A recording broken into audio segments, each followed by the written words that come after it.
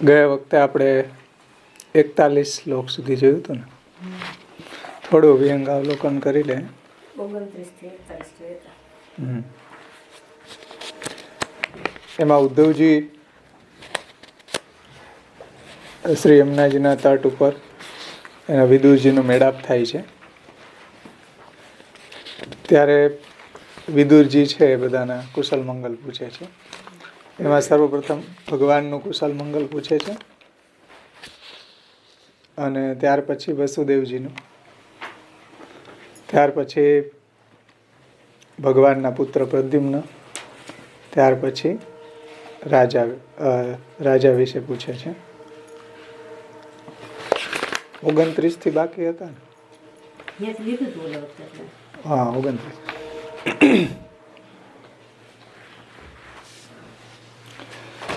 जिसने दूसरे अर्थात पुत्र पौत्र द्वारा भी राज्य मिलने का नहीं यो समझकर राज्यासन की आशा त्याग दी थी, किंतु कमल नेत्र भगवान ने कृपा करके जिसका राज्याभिषेक किया वह सात्वत वृषणी भोज और दासार का अधिपति उग्रसेन कुशल है ना. એ રીતે એક નું कुशल पूछे छे. हे श्रेष्ठ, जिसको अनेक व्रत करने वाली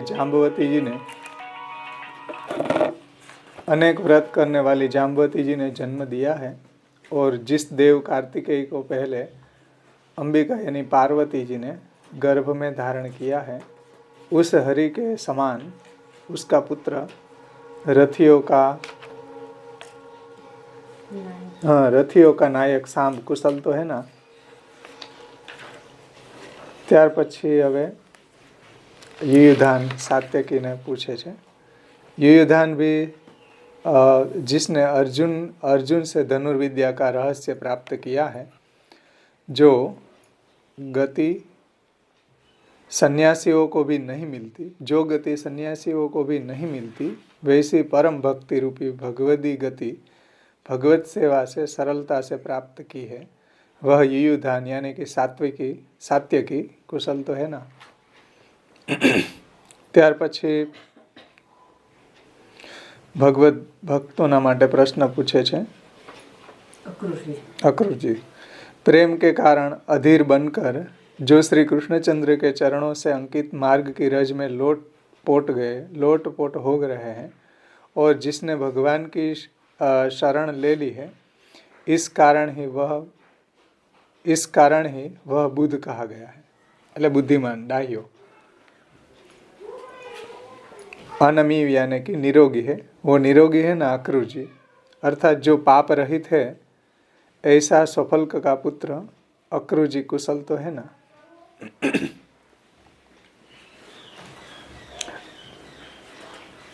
ત્યાર પછી દેવકીજીના कुशल मंगल पूछे छे कि जिस तरह वेदत्रयी यज्ञों के विस्तार की करने वाले अर्थ को धारण करते हैं, जिस तरह वेदत्रयी यज्ञों के विस्तार को करने वाले अर्थ को धारण करते हैं और जिसका विष्णु यानी कि वामन पुत्र हुआ, ऐसी देव माता यदिति की तरह, अर्थात जैसे अदिति ने विष्णु वामन को गर्भ में धारण किया, उसी तरह जिसने अपने गर्भ में भगवान को धारण किया है, वह भोजवंश उत्पन्न देवकी जी पुत्र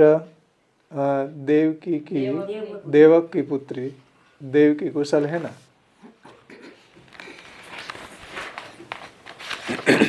ત્યાર પછી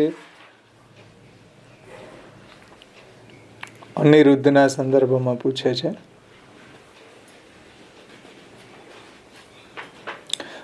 जो आप वैष्णवों की सर्व कामनाओं को पूर्ण करने वाले हैं, जो मनोमय अंतःकरण का चतुर्थ तत्व है, इसलिए ही जिसको शब्द का प्रसिद्ध कारण माना जाता है, वह भगवान अनिरुद्ध प्रसन्न है ना.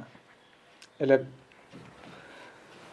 ભગવાનના પૌત્ર અનિરુદ્ધના પુત્ર પ્રદ્યુમ્નના પુત્ર અનિરુદ્ધ એનું कुशल मंगल पूछे छे. इस प्रकार कितनों ही का विशेष रीति से पूछकर अब सबका एक साथ में एक ही श्लोक में पूछते हैं हे सौम्य, रदिक, सत्या के पुत्र चारुदेशना और गद आदि अन्य जो अपने आत्मा देव की अनन्य वृत्ति से भक्ति करते हैं, वे भी कुशल से रहते हैं ना। એટલે આ બધા જે ભગવાનના પુત્રો છે એનું બધું અહીંયા કુશલ મંગલ સાથ મેં ભગવાનના નાના ભાઈ. ત્યાર પછી युधिष्ठिर वगैरह कुशल मंगल पूछे छे. विजयों की परंपरा वाली साम्राज्य लक्ष्मी के कारण दुर्योधन जिसकी सभा में दुखी होने लगा, वह धर्म यानी कि युधिष्ठिर अर्जुन और श्री कृष्ण की सहायता से और अपनी भुजाओं से धर्म मर्यादा का पूर्ण रीति से पालन करता है ना.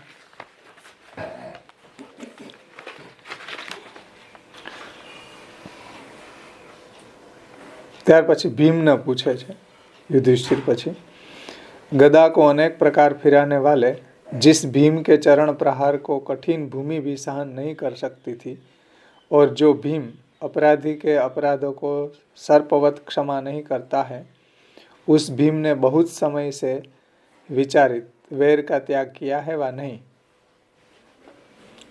ત્યાર પછી अर्जुनजी विषे पूछे छे कि माया से भील रूप बने शंकर जिसके बाणों के समूहों से आच्छादन होने के कारण जिस पर प्रसन्न हुए थे. એટલે અર્જુનજીનું પરાક્રમ જોઈ અને શિવજી એની ઉપર પ્રસન્ન થયા હતા, કારણ કે અર્જુનને એને બાણોથી ઢાંકી દીધા, પણ ત્યારે શિવજી છે ભીલના વેશમાં હતા. જો શિવજી એને મૂળ રૂપમાં હોત તો અર્જુન એની ઉપર બાણ ન ચલાવે, તો શિવજી એની ઉપર પ્રસન્ન થયા હતા. रथों के समूहों के पालकों की कीर्ति को स्वयं धारण करने वाले गांडीव धनुष्यधारी अर्जुन ने अपने शत्रुओं का नाश करके वह शत्रु रहित हुआ है या नहीं. ત્યાર પછી સહદેવ નકુલના कुशल मंगल पूछे छे. जैसे नेत्र बरोनियों यानी पलकों से रक्षित हैं, वैसे पार्थों से रक्षित पृथा के 2 जोड़वे पुत्र, जैसे 2 गरुड़ों ने इंद्र के मुख से अमृत छीन लिया, वैसे युद्ध में शत्रुओं से अपना भाग छीन कर आनंद कर रहे हैं ना. ત્યાર પછી કુંતીજી વિશે પૂછે છે. आश्चर्य है कि जिसका सहायक केवल अपना धनुष्य ही है, ऐसे वीर सब रथियों से अधिक बलवान जिसने अकेले ही 4 दिशाएं जीत ली थी, उस उत्तम राजर्षि के बिना पुत्रों के लिए ही कुंती प्राण धारण कर रही थी. એટલે પાંડુ રાજાએ એક ધનુષ્યથી જ આખે બધી દિશાઓને જીતી લીધી હતી, અને એ ઉત્તમ રાજર્ષિ પાંડુ વિના પુત્રને માટે જ જેને જીવન ધારણ કર્યું છે એવા કુંતીજી કુશલ છે ને.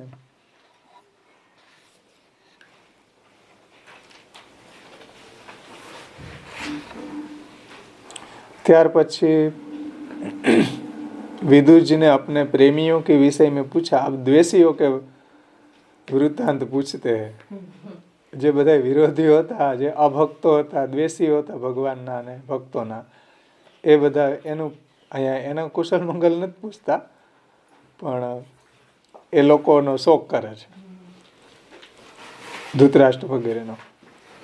હે સૌમ્ય, जिसने मरे हुए भ्राता से द्रोह किया, એટલે પાંડુ છે, और पुत्रों के कहने पर चलकर मुझ मित्र को अपने नगर से भी निकाला. पुत्र એટલે દુર્યોધનના કહેવા. વિદુરજી કહે છે કે મને નગરમાંથી બહાર કાઢી મૂક્યો. अपना अधः पतन करने वाले धृतराष्ट्र का मैं शोक करता हूँ. એટલે પોતાનું જે અધઃ પતન કરવા વાળો છે. અહીં સુધી આપણે જોયું હતું ને 42 શ્લોકના આભાસમાં શ્રી મહાપ્રભુજી સમજાવે છે. जैसे धृतराष्ट्र पुत्र अपराध के कारण शक्तिमान की अपेक्षा नहीं पण उपेक्षा करने से अपराधी है. जैसे धृतराष्ट्र पुत्र अपराध के कारण शक्तिमान की उपेक्षा करने से अपराधी है, वैसे तुझ में भी अपेक्षा दोष से दुष्टपन है, वैसे तुझ में भी उपेक्षा दोष से दुष्टपन है। ऐसी शंका पर निम्न सोहम श्लोक में कहते हैं कि वासुदेव ने जिनको मोह में डाल दिया है, ऐसे धृतराष्ट्र, भीष्म, द्रोण आदि को यह भय था कि मैं शत्रु पक्ष में जाकर मिलूंगा। इस शंका को दूर करने के लिए कुछ महीने किया, उससे अपना हित ही किया, એવું વિદુરજી કહે છે। જેમ પુત્રએ કરેલા અપરાધને લીધે શક્તિમાનની અવગણના કરવાથી ધૃતરાષ્ટ્ર અપરાધી થયો।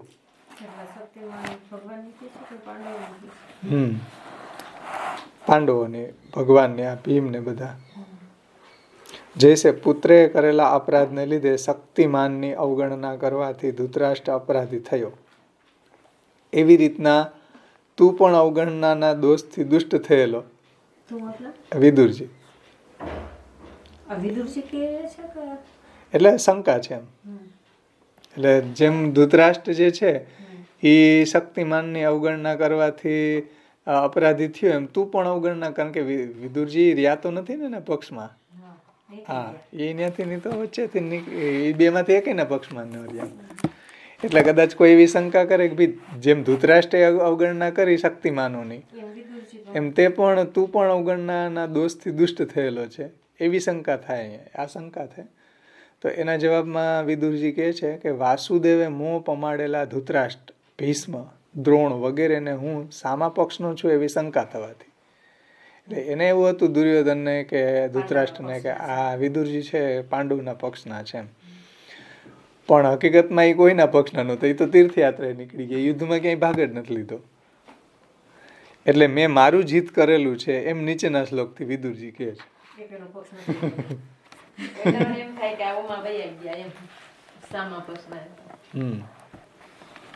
પણ વિદુરજી તો તીર્થયાત્રાએ નીકળી ગયા હતા એમ, એટલે આવી શંકા છે કે જેમ પુત્રે દુર્યોધન કે આ તો શત્રુઓનો પક્ષપાતી છે અને કોણે અહીંયા બોલાવ્યો છે, એને ભય હતો ને કે આ શત્રુના પક્ષમાં વહી જશે।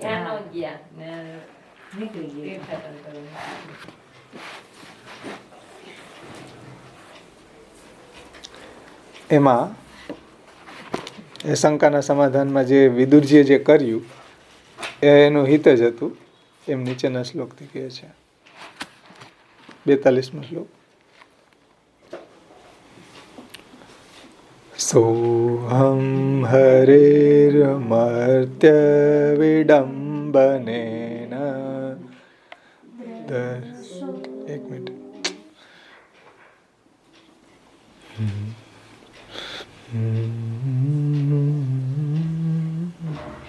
સોહમ હરેર્મર્ત્ય વિડંબનેન દ્રશો નૃણામ ચાલયિતુર્વિધાતુઃ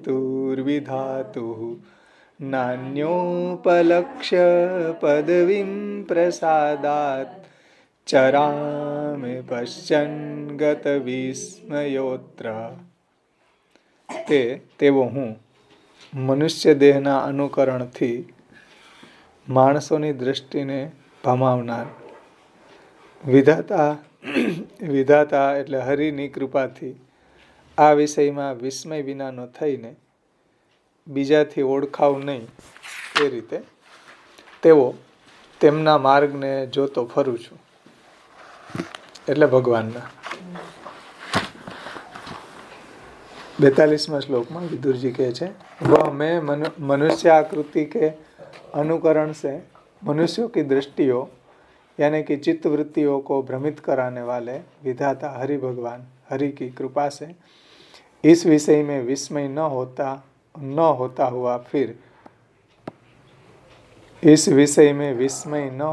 हुआ फिर रहा हूँ। अवधूत वेश के कारण मुझे कोई पहचान भी नहीं सकता है। इस प्रकार मैं उसकी प्राप्ति का उपाय करता हुआ घूम रहा हूँ। વિદુરજી કહે છે એટલે હું તો એકયના પક્ષમાં નથી રહ્યો એમ, આગળ કીધું ને, મેં જે કર્યું कुछ मैंने किया उसको अपना हित ही किया, वो वर्णन किया है. श्री महाप्रभुजी एना सुबोधनीजीમાં વિસ્તારથી સમજાવે છે કે धृतराष्ट्र आदि से इस प्रकार तिरस्कृत होते हुए भी मैं विधाता की कृपा से, विधाता એટલે ભગવાન હરિ, એનો અર્થ અહીંયા હરિ લીધું છે.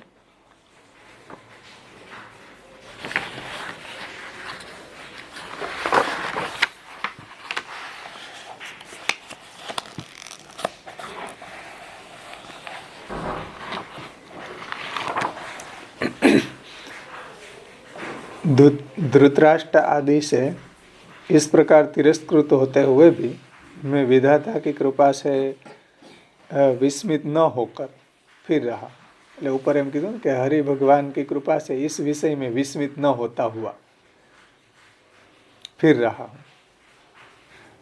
તો આ ધૃતરાષ્ટ્રએ જે અપમાન કર્યું એનાથી એ ભગવાનની ઈચ્છા માની અને કોઈ વિસ્મય એને ન થયો, તો विस्मित न होकर फिर रहा. इस प्रकार का यह मेरा कार्य योग्य है व अयोग्य है, इस विषय में संदेह है. એટલે આ રીતે આ મારું કરવું યોગ્ય છે કે અયોગ્ય, એમ તીર્થાટન ફરવું, તીર્થાટન કરવું એ કેમ, તો એના સંદર્ભમાં શ્રી મહાપ્રભુજી સમજાવે છે કે ભગવાન હરિ है, अतः सबके दुखों को हरने वाले हैं. किस तरह दुखों को हरने वाले हैं वो बताते हैं कि सही यथा सुखम सर्वान अभ्युदय निश्रेयस आदिषु योजयति. આ શાસ્ત્રનું વાક્ય છે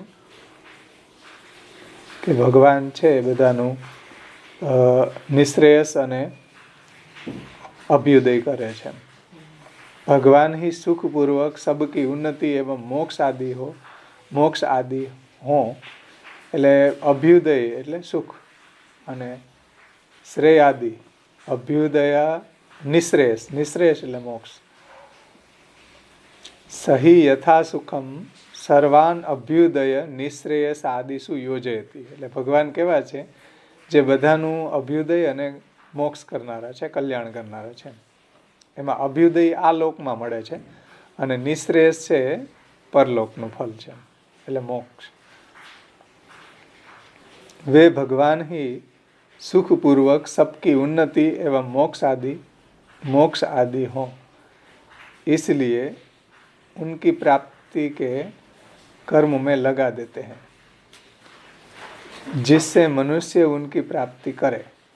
इसमें जो प्रवृत्ति मार्ग से सुखादि की प्राप्ति के अधिकारी है, वे यदि निवृत्ति से सुख प्राप्ति चाहते हैं तो उनको भगवान विशेष मोह में डालते हैं.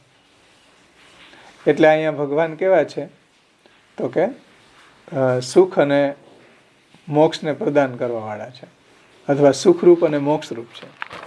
આ વાક્ય જે છે એનો અર્થ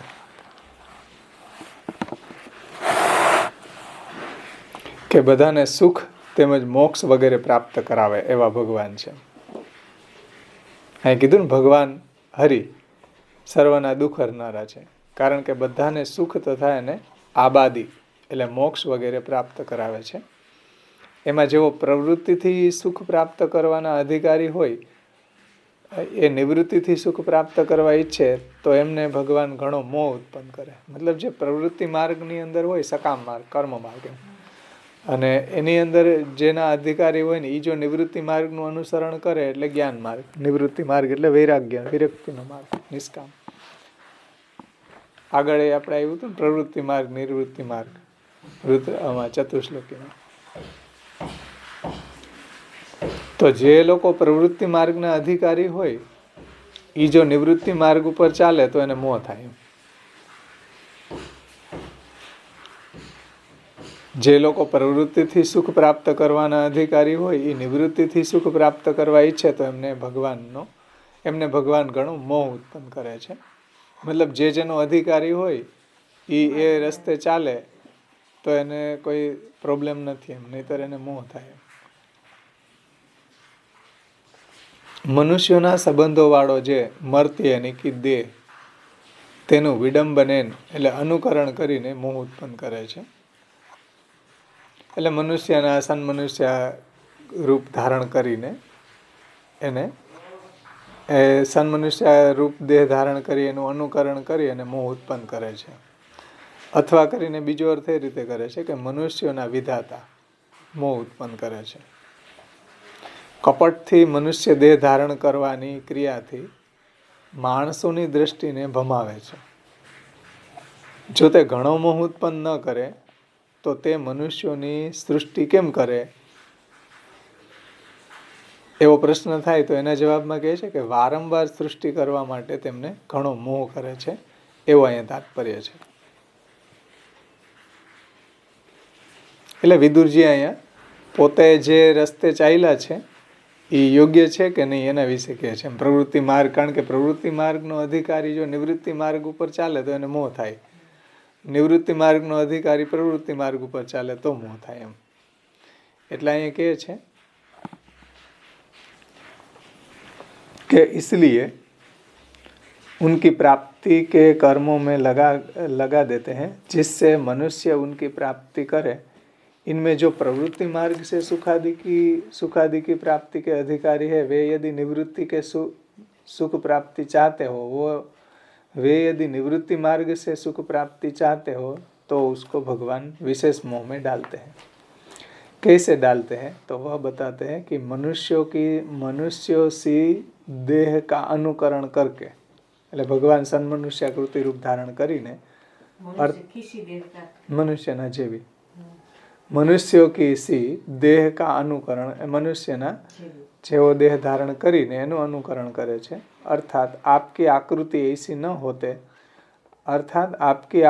ऐसी न होते हुए भी मनुष्य की देह के समान दिखावा करके मनुष्यों की दृष्टि को अर्थात चित्त वृत्ति को भ्रम में डाल देते हैं.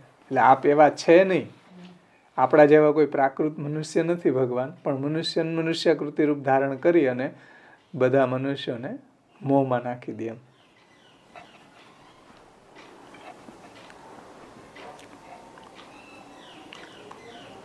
अर्थात आपकी आकृति ऐसी न होते हुए भी, એટલે આપ એવા કોઈ મનુષ્ય નથી એમ છતાં પણ मनुष्य की देह के समान दिखावा करके मनुष्यों की दृष्टि को अर्थात चित्त वृत्ति को भ्रम में डाल देते हैं. यदि इस प्रकार व्यामोह यानी भ्रम उत्पन्न न करे तो मनुष्य सृष्टि कैसे बढ़े?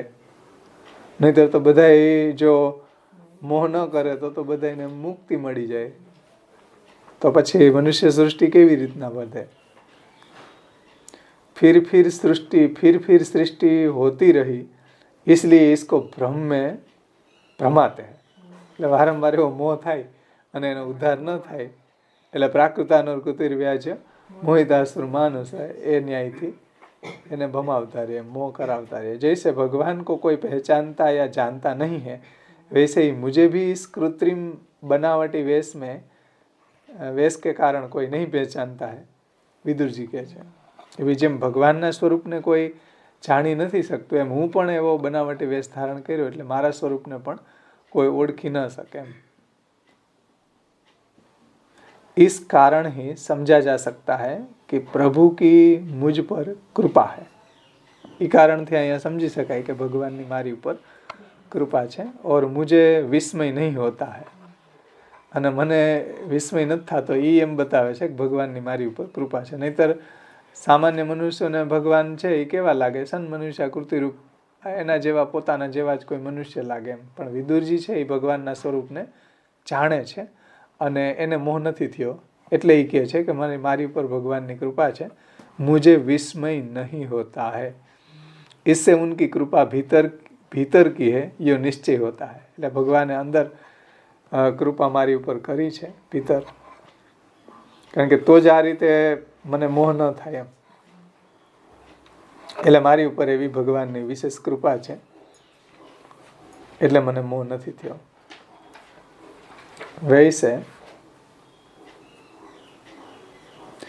वैसे बाहर भी उनकी कृपा है. એટલે જેમ ભીતર કૃપા છે કે મોહ નથી થયો એમ બહાર કૃપા છે ईसु बाहर भी कृपा है उनकी, इसका सूचक लोक का मुझे न पहचानना है. એટલે લોકો મને ઓળખી શકતા નથી. એટલે ભગવાનની આ સ્વરૂપથી, એની લીલાઓથી મને કોઈ વિસ્મય નથી થતો, એ અંદરની કૃપા છે. અને બહારથી મને કોઈ ઓળખી નથી શકતું, એ બહારની કૃપા છે.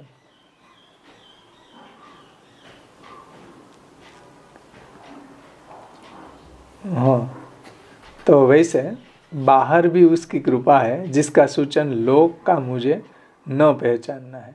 इस कारण ही दूसरे बांधव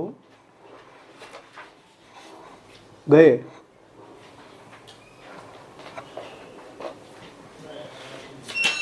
शब्द है गए मर गए तो भी वे निसंग जी रहा हो. गए वहाँ मर गए. हाँ, बीजा બધા બાંધવો તો વહી ગયા, મરી ગયા. સબ બાંધવ તો ગયે, બધા કૌરવોનો નાશ થઈ ગયો ને, તો वो મર ગયે. મેં તો નિસંગ ઘૂમ રહા હું, એટલે મને કોઈ જાતનું ભય નથી, નિર્ભયતાથી હું ઘૂમી રહ્યો છું, નિસંગ. भीष्म आदि मनुष्यों के अंतःकरण की वृत्तियों को जो प्रभु भ्रम में डाल रहे हैं. ઉથાનિકામાં કીધું હતું ને, ધૃતરાષ્ટ્ર ભીષ્મ દ્રોણાદિ को यह भय था.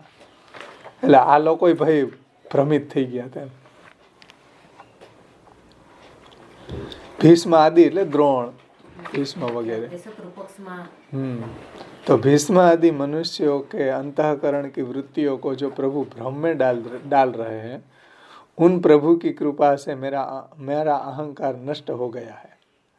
એટલે જે ભગવાન આ લોકોને ભીષ્મ વગેરેને બ્રહ્મમાં નાખે છે, એવા પ્રભુની કૃપાથી મારો અહંકાર પણ नष्ट થઈ ગયો છે. अतः मैं समझ रहा हूँ कि मुझसे जो अपराध आदि हुए हैं वे उनकी इच्छा से ही हुए हैं.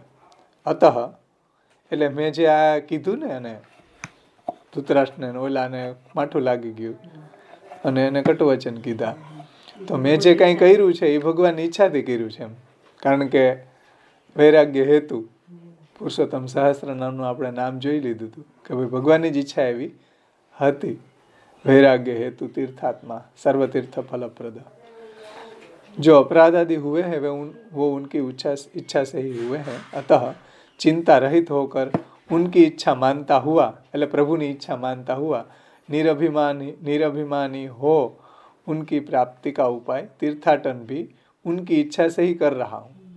એટલે મને મોહ નથી થયો એમ. કારણ કે નહીંતર પ્રવૃત્તિ માર્ગની અધિકારી નિવૃત્તિ માર્ગમાં ચાલે.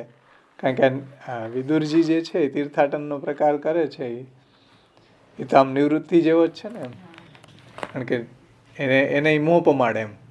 પ્રવૃત્તિ માર્ગ વાળો જો નિવૃત્તિ માર્ગનું અનુસરણ કરે, નિવૃત્તિ માર્ગ વાળો પ્રવૃત્તિનું અનુસરણ કરે તો મોહ થાય. પણ આ એમ કે છે કે મને મોહ નથી થયો, મારી ઉપર ભગવાનની બહારથીની કૃપા છે અને અંદરથીની કૃપા છે.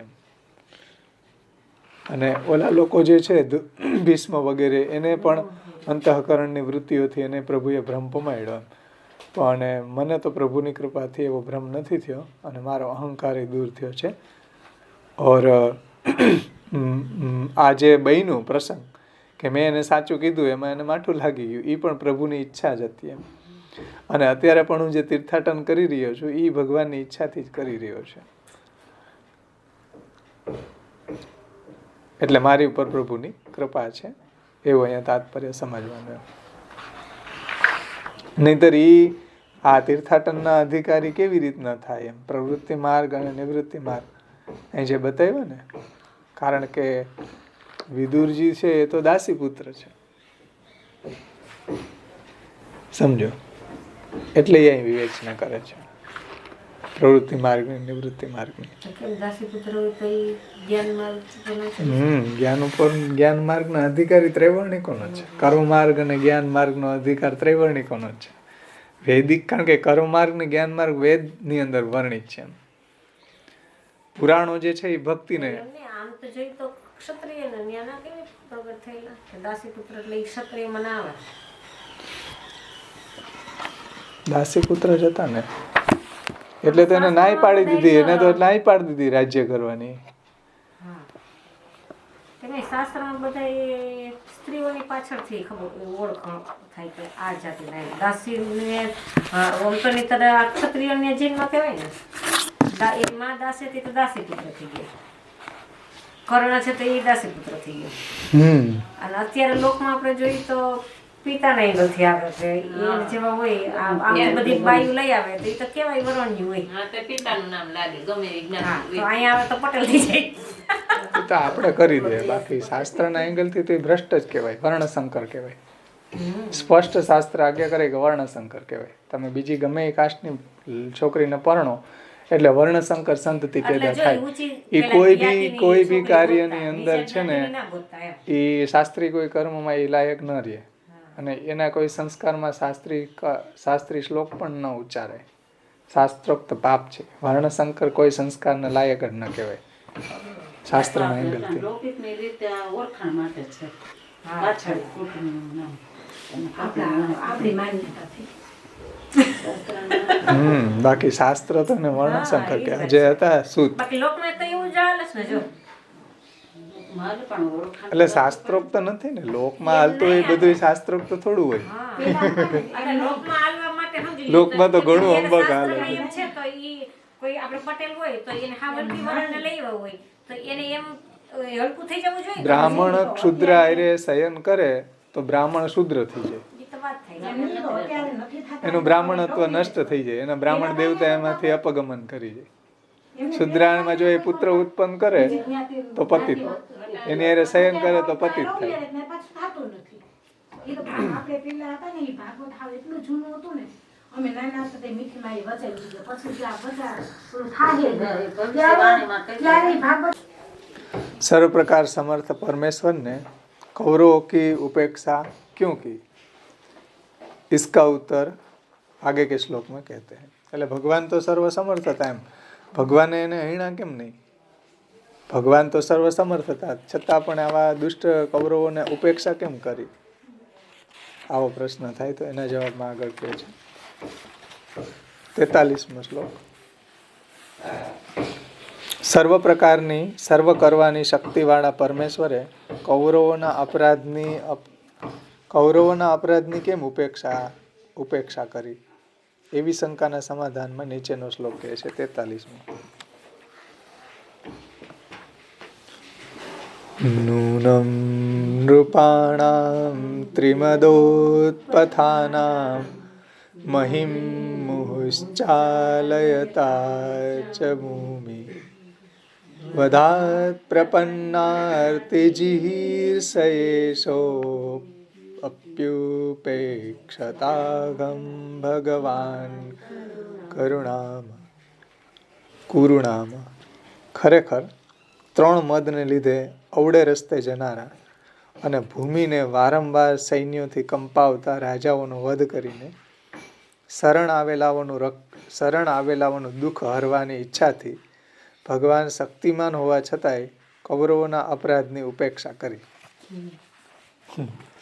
એટલે કૌરવોને ભગવાને કેમ ન હણ્યા? એની અપરાધની ઉપેક્ષા. ભગવાન તો સર્વશક્તિમાન હતા, એને હણી શકતા હતા, એમ છતાં એની ઉપેક્ષા કેમ કરી? એના સંદર્ભમાં કહે છે નિશ્ચયે 3 એટલે વિદ્યા મદ, ધન મદ ને ઉચ્ચ કુલનો મદ. એમ જન્મ ઐશ્વર્ય શ્રુતશ્રીભી એધમાન મદ પુમાન, જેમ કુંતીજી કહે છે ને. એટલે વિદ્યા, ધન અને ઉચ્ચ કુલ.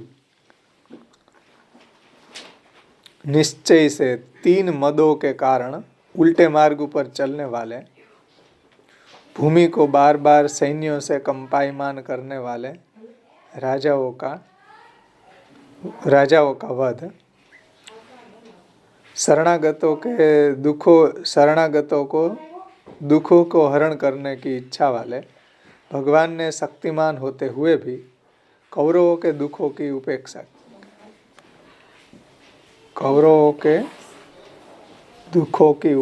की. એટલે કૌરવોના અપરાધોની ઉપેક્ષા કી. કૌરવો કે અપરાધો की ઉપેક્ષા કી. દુઃખો શબ્દ ખબર નહીં કેમ આવી. એટલે કૌરવોએ જે કંઈ બી અપરાધ કર્યા હતા એની ઉપેક્ષા કરી ભગવાને. ભૂગોળે જવા દીધા પણ ઓલી પાણી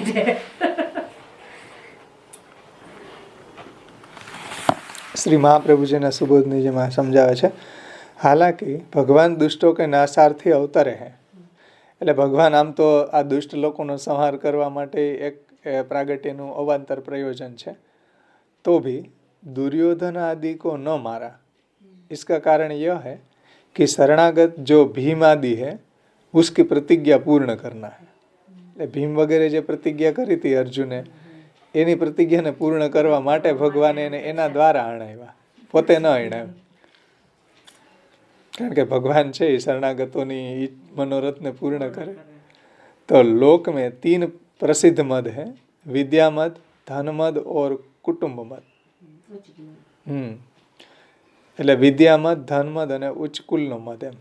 इन तीनों मदों से उल्टे मार्ग पर चलने वालों का वध करके भी कौरवों की उपेक्षा की. એટલે આ 3 મદવાળા જેટલા બી હતા એ બધાને તો હૈણા ભગવાને, છતાં પણ હા આ લોકોની ઉપેક્ષા કરી એમ. हाँ, विद्या मद, धन मद और उच्च कुल में जन्म का मद, कुटुंब मद, इन 3 मदों से उल्टे मार्ग पर चलने वाले का वध करके भी कौरवों की उपेक्षा की. એટલે એવા હતા જે બીજા રાજાઓ આવા મદવાળા એને હીણા, પણ એવા મદવાળા પાછા આય હતા તો એની ઉપેક્ષા કરી એમ, એને ન હીણા ભગવાને. કેમ? क्योंकि वो ईश है, स्वामी है, उसका वध भक्त द्वारा कराना था, યો कराने में वो समर्थ है. એટલે પ્રભુને અર્જુનજી ભીમ એના દ્વારા આ બધાનો વધ કરાવો હતો અને એવું કરાવવામાં પ્રભુ સમર્થ છે. યો कराने में समर्थ है, अतः उनकी उपेक्षा की. એટલા માટે આ કૌરવોની ઉપેક્ષા ભગવાને કરી, ભગવાને ન અણાવ્યા. ત્યાર પછી 44મા શ્લોકના આભાસમાં શ્રી મહાપ્રભુજી સમજાવે છે કે उन भगवान की कृपा से सब भगवत चरित्र जानता हूँ, यो चरित्र विषयक अपना ज्ञान निरूपण करके इस आगे के श्लोक से कहते हैं कि मैं भगवत स्वरूप को भी जानता हूँ. વિદુરજી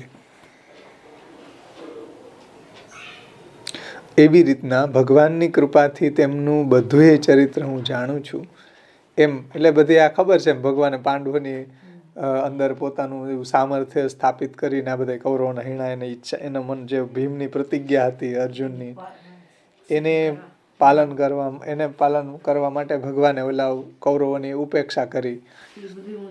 હા, તો બધું ભગવાનનું ચરિત્રને વિદુરજી જાણે છે. એમ પોતાનું જ્ઞાન જ જણાવીને નીચેના શ્લોકથી હું ભગવાનનું સ્વરૂપ પણ જાણું છું એમ કહે છે. એટલે આ જે ચરિત્ર જાણું છું અને પ્રભુનું સ્વરૂપનું પણ મને જ્ઞાન છે એમ 44મા શ્લોકમાં કહે છે. અજસ્ય જન્મોત્પથનાશનાય કર્મણ્ય કર્તૃગ્રહણાય પુમાપુષા નન્વન્યથા કૌર્હદિતિ દેહયોગમ પરો ગુણાનામપિ કર્મતંત્રમ. નન્વન્યથા કોર્હર્તિ દેહયોગમ, એટલે જન્મ રહિત ભગવાનનો જન્મ અવળે માર્ગે જનારાઓનો નાશ કરવા અને કર્મ રહિત ભગવાનના કર્મો પુરુષોને બોધ આપવા હોય છે. એટલે ભગવાન જે કંઈ બી લીલા ચરિત્ર કરે એનાથી બીજાઓને બોધ થાય એમ. અને જન્મરહિત ભગવાન છે, એનો જન્મ એટલે એનું પ્રાગટ્ય છે એ અવળે માર્ગે જનારાઓનો નાશ કરનાર માટે. હા, અને ભગવાનના જે ચરિત્ર હોય એનાથી બીજા સત્પુરુષોને બોધ મળે. એટલે લીલામ કરોતી શાસ્ત્રાર્થંચ સ્થાપયંતી, અને એમાંથી શાસ્ત્ર સ્થાપિત થાય છે. ખરેખર તેમ ન હોય તો ગુણોથી પણ પર હોય તે કોણ કર્મને અધીન દેહનો સંબંધ કરે? જે 3 ગુણોથી પર છે એ આ કર્મ અધીન દેહ જે છે એમાં કોણ સંબંધ થાય એનો, કે એમાં એ પ્રગટે એમ. અન્ય પુરુષોને બોધ કરાવવા માટે ભગવાનના જે લીલા ચરિત્રો છે આ રીતે લીલા કરી અને સત્પુરુષોને એવો બોધ આપે અને શાસ્ત્રાર્થનું સ્થાપન કરે. अजन्मा भगवान का जन्म उल्टे मार्ग पर चलने वाले के नासार्थ है. कर्म न करने वाले होते हुए भी जो भगवान कर्म करते हैं जिसका कारण मनुष्यों को शिक्षा देना है. એટલે ભગવાન પણ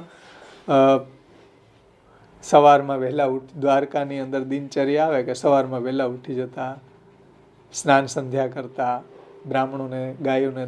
બ્રાહ્મણોને દાન આપતા, પછી ગાયોને ગૌગ્રાસ આપતા, બધું જ એનું આખું દિનચર્યા એક કોઈ જોવે ને તો એને એમાંથી આચરણમાં એવી શિક્ષા મળી જાય.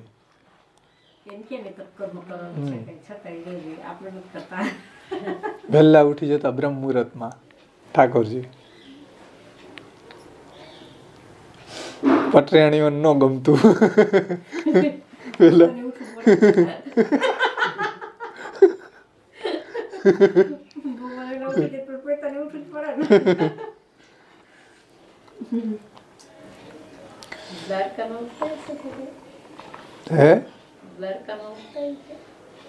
હા જ્ઞાન જ છે ને વર્ણન આવડ આવશે એકાદશ સ્કંદમાં.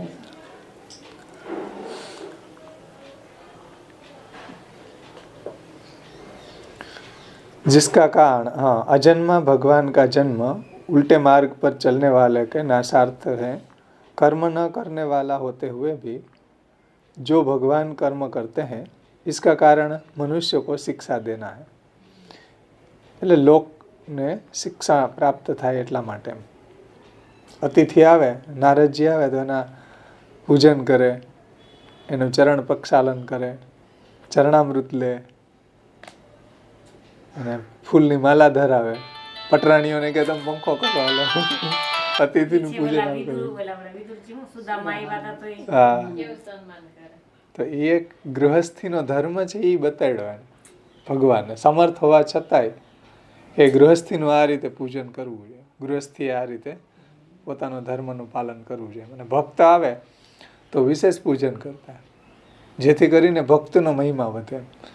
કે પછી ભક્તો ભગવાનને પ્રિય છે, નારદજી વગેરે ભક્તો આવતા તો એનું એ રીતે ભગવાન પૂજન કરતા. બહુ સુંદર એની વિવેચના એકાદશ સ્કંદમાં આવે છે. આગળ રાજલીલામાં આવે 10મા સ્કંદમાં, द्वारका लीला में. तो वो जिसका कारण मनुष्य को शिक्षा देना है, यदि यो न हो तो गुणों से भी परे हो, वह कर्माधीन देह से संबंध कैसे करे. જે ત્રણેય ગુણોથી પર છે, જે નિર્ગુણ છે, ગુણાતીત છે, એ શિક્ષા મનુષ્યને શિક્ષા દેવા માટે આ રીતે દેહને ધારણ કરે છે. શ્રી મહાપ્રભુજી એના સુબોધિનીજીમાં સમજાવે છે कि अजन्मा और अकर्ता का जन्म और कर्म उल्टे मार्ग पर चलने वाले दुष्टों के नाश के लिए और सत्पुरुषों को ज्ञान देने के लिए है. એટલે अजन्मा और अकर्ता का जन्म और कर्म, अजन्मा का जन्म और अकर्ता का कर्म उल्टे मार्ग पर चलने वाले दुष्टों के नाश के लिए और सत्पुरुषों को ज्ञान देने के लिए है. कारण कि सूर्योदय के बिना अंधकार नाश नहीं होता है. भगवान के सदाचार किए बिना कोई सदाचारी नहीं हो सकता. એટલે ભગવાન સદાચાર કરે તો પછી પ્રજા છે, પ્રજા તો પછી એનું અનુકરણ કરે ને.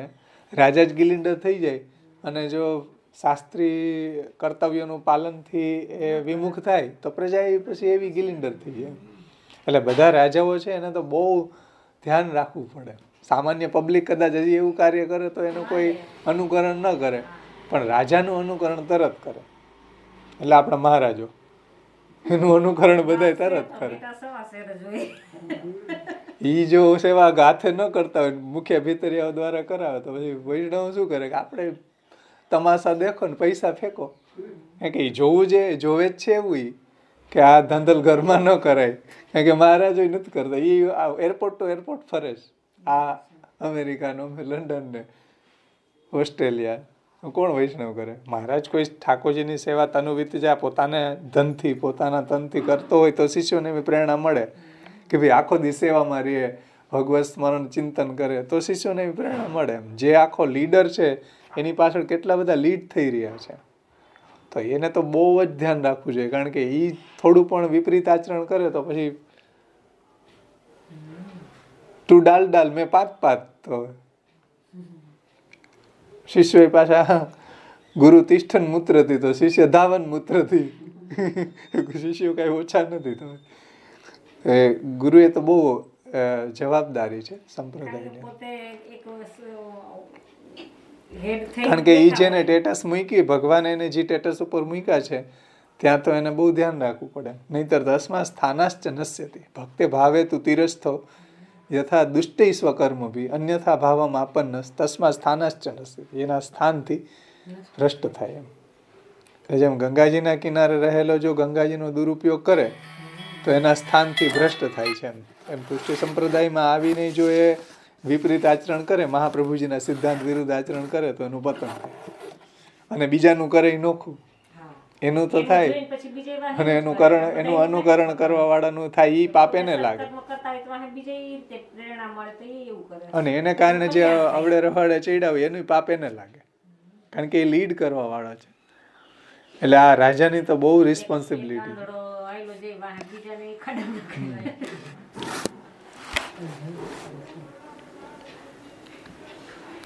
એટલે બહુ મોટી જવાબદારી છે.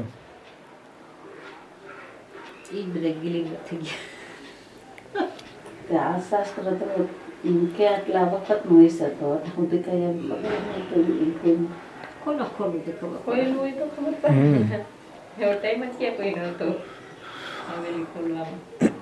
અને એમ લાગે આ વૈચેગ્ય કઈ સાંભળે, જો ખાલી ભલે પ્રવચન ખાઈ તમે સાંભળી આવો ને તો એટલું તમને ના સમજાય, જેટલું અધ્યયન કરીએ ને અને મહાપ્રભુજીની કૃપા હોય તો જ સમજાય. બાકી આમાં કઈ પંક્તિ ન લાગે, કારણ કે આચાર્યજીની વાણી છે. આચાર્યજી સમજાવે.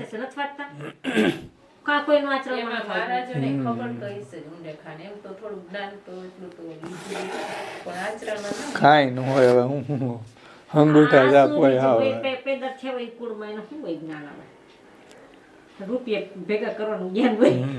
ફ્લેટો ના જો આખી લાઈન હમણાં મકાન લીધા, પાછળ આખી લાઈન એને લઈ લેવી. હવે 2 બાકી રહ્યા.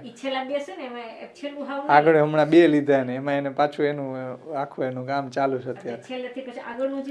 હા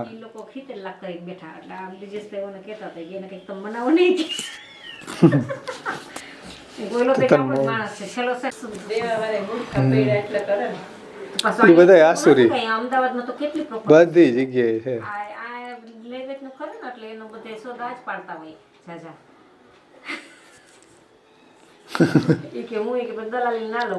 આશીર્વાદ તો મળે, મનનો આશીર્વાદ શું કરે, પાપ મળે. એ બધા અસુરોનો સંગ મળી જ જાય. મૂર્ખાશ્ચ મૂર્ખૈવ. બાજુથી ના લે, ઓલી બાજુ સામે પક્ષમાં લેતા મને લોકો સામે પક્ષ ના લેવું જોઈએ, આની પાસે લઈ લેવું જોઈએ. આ કે પછો પાડ્યો. आगे क्या है, भगवान के सदाचरण किए बिना कोई सदाचारी नहीं हो सकता। अतः दुष्टों के नाशार्थ सुज्ञो એટલે જે સત્પુરુષો છે, સારા જ્ઞાનવાળા છે, सुज्ञों के संपूर्णतः पालन करने के लिए भगवान के जन्म और कर्म उसके सहज धर्म के विरुद्ध होने पर भी होते हैं। એટલે ભગવાનનો જે સહજ ધર્મ છે, ભગવાન તો પૂર્ણ છે પણ છતાંય અજન્મા છે, અકર્તા છે, એ સહજ ધર્મ એનાથી નહીં। भगवान के जन्म और कर्म उसके सहज धर्म એટલે अकर्ता और अजन्मा, वो सहज धर्मों से भी विरुद्ध होने पर भी वो करते हैं। શા માટે? લોકને શિક્ષા આપવા માટે। અન્યથા એટલે આ રહસ્યને વિદુરજી જાણે છે, ભગવાનના સ્વરૂપને વિદુરજી જાણે છે એમ કે છે।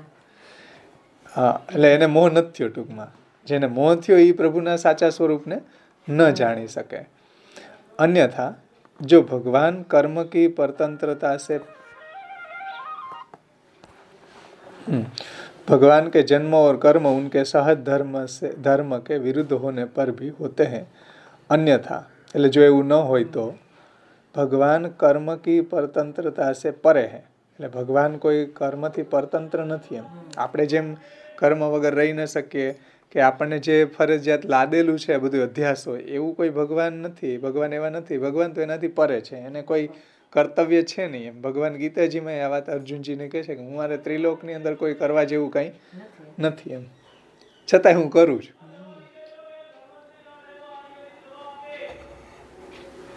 આપણે સુધી કર્મને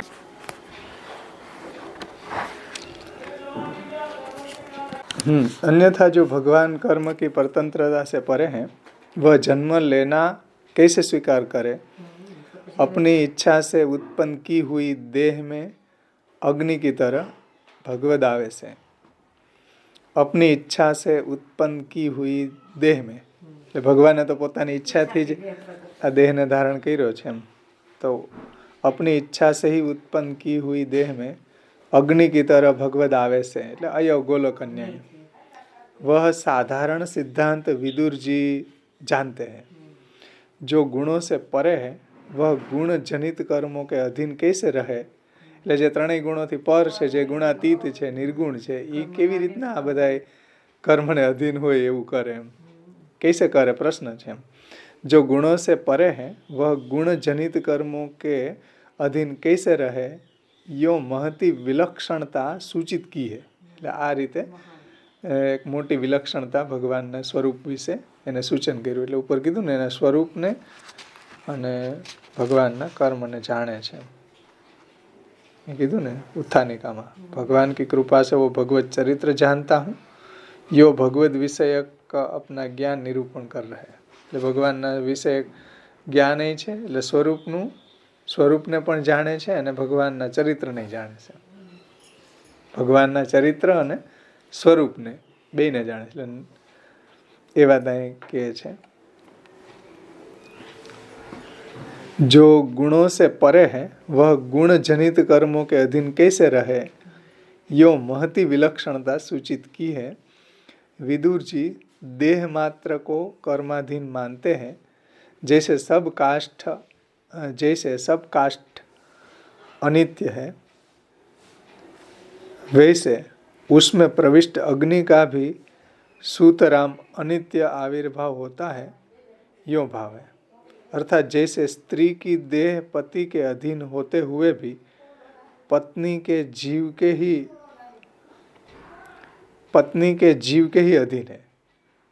એટલે जैसे स्त्री की देह पति के अधीन होते हुए भी पत्नी के जीव के ही अधीन है उनकी देह. એટલે પત્ની આમ તો ફિઝિકલી પતિને અધીન હોય, એમ હોય તો હોય, પણ હકીકતમાં તો પત્ની કે જીવ કે અધીન હે દેહ. કારણ કે જો જીવ નીકળી જાય પત્નીનો તો પત્નીનો દેહ ને, એટલે હકીકતમાં તો પત્નીનો દેહ છે એ જીવને અધીન છે, પતિને નહીં. પતિને ખાલી એવો ફાંકો છે કે મને આધીન છે. પતિને ખાલી એવો ફાંકો છે કે મને આધીન છે, પણ હકીકતમાં જીવને આધીન છે. જો જીવ નીકળી જાય તો પતિ શું કરે? પછી ટકોરી વગાડે થાય.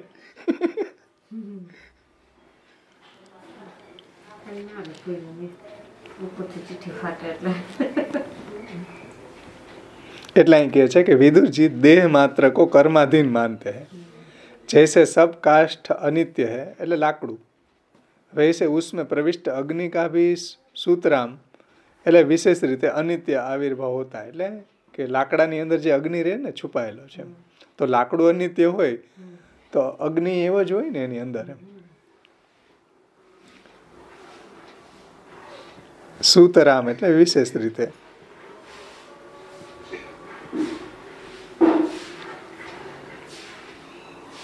जैसे सब काष्ठ अनित्य है, वैसे उसमें प्रविष्ट अग्नि का भी सूतराम अनित्य आविर्भाव होता है, यो भाव है.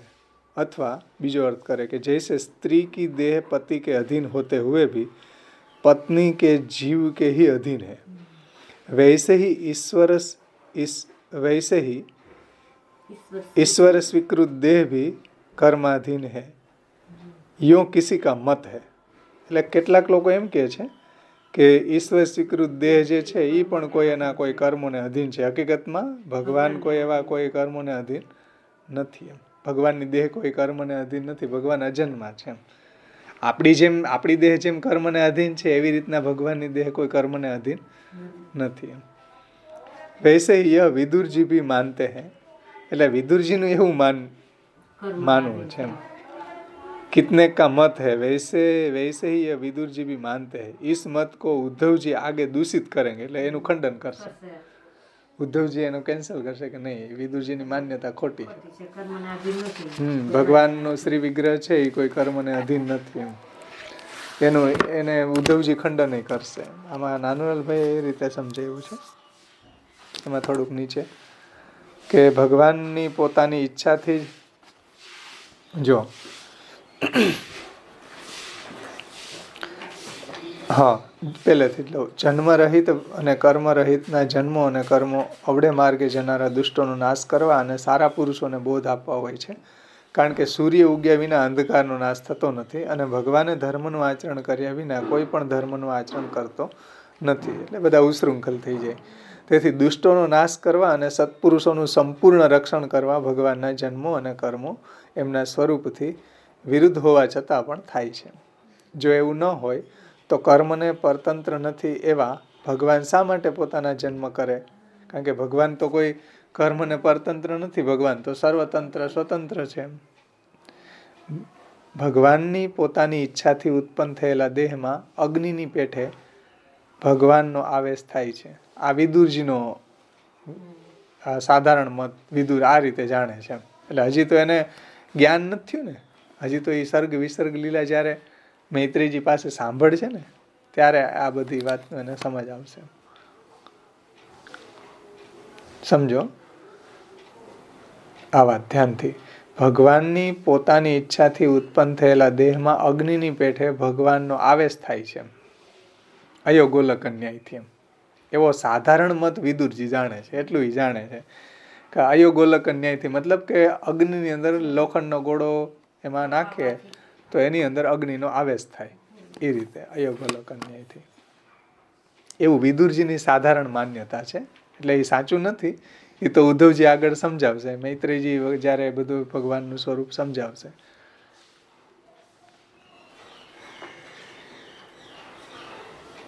એટલે એ સાધારણ મત વિદુરજી જાણે છે. ભગવાન તો ગુણોથી પણ પર એ શબ્દોથી એમ સૂચવેલું છે કે તેવા ભગવાન ગુણોથી ઉત્પન્ન થયેલા કર્મને અધીન કેમ થાય?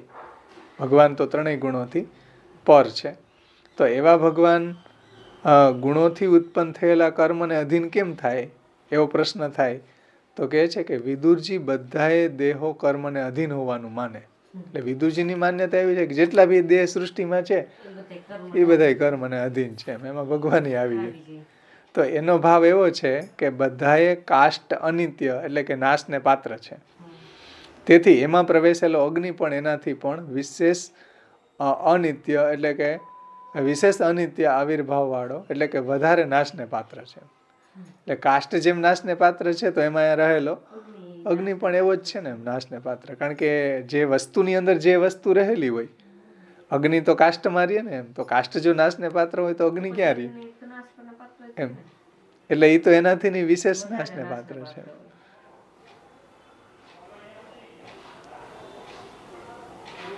અથવા બીજો અર્થ એ રીતે સમજાવે છે. અથવા એટલે આ વિદુરજીનો જે માન્યતા છે ને એને મહાપ્રભુજી સમજાવે છે. શ્રી મહાપ્રભુજીનો ઓપિનિયન નથી, આ વિદુરજીની આવું માન્યતા છે, એને આવું જ્ઞાન છે એમ સમજાવે. અથવા જેમ પત્નીનો દેહ પતિને વશ હોવા છતાંય પત્નીના જીવને જ અધીન છે પત્નીનો દેહ, તેમ ઈશ્વરે સ્વીકારેલો દેહ પણ કર્મને અધીન જ છે એવો કેટલાકનો મત છે. તેવો જ કેટલાકનો એટલે કેટલાક વાદીઓ એવું માને છે, તેવો જ આ વિદુરનો પણ મત છે. લ્યો આગળ 3:2:11 ઉદ્ધવજી એનો ખોટો હોવાનું સિદ્ધ કરશે, એટલે એનું ખંડન કરશે ઉદ્ધવજી કે આ વિદુરજીનો મત છે એ ખોટો છે. એટલે એની માન્યતા છે કે બધા દેહો છે એ કર્મને અધીન હોય છે. ભગવાન જે આવા પરાક્રમ કરે તો કઈ અયો ગોલક અન્યાયથી એમાં એવો આવેશ થાય છે. આ વિદુરજીનો મત ઉદ્ધવજી ખંડન કરશે.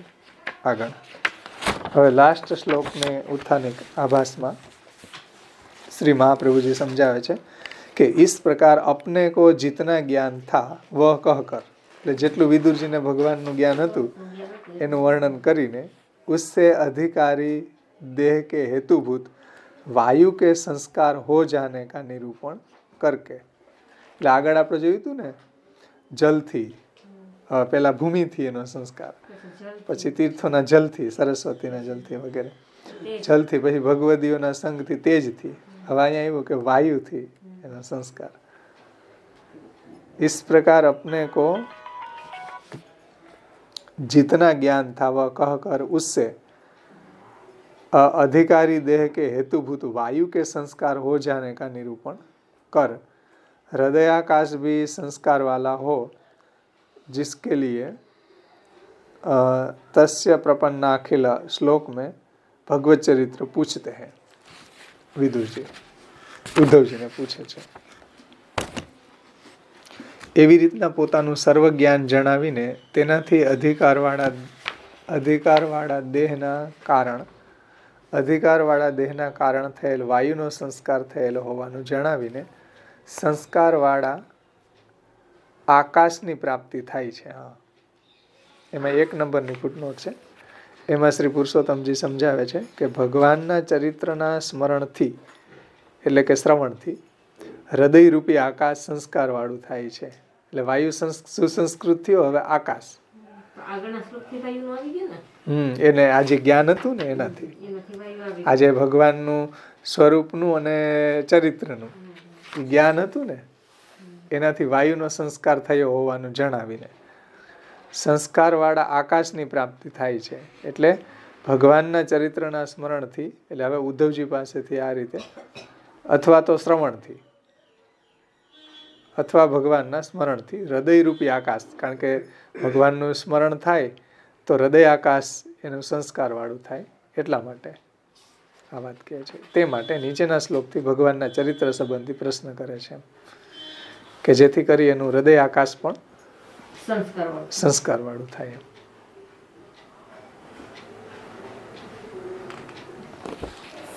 આગળ 45મા શ્લોકમાં પ્રશ્ન કરે છે વિદુરજી ઉદ્ધવજીને।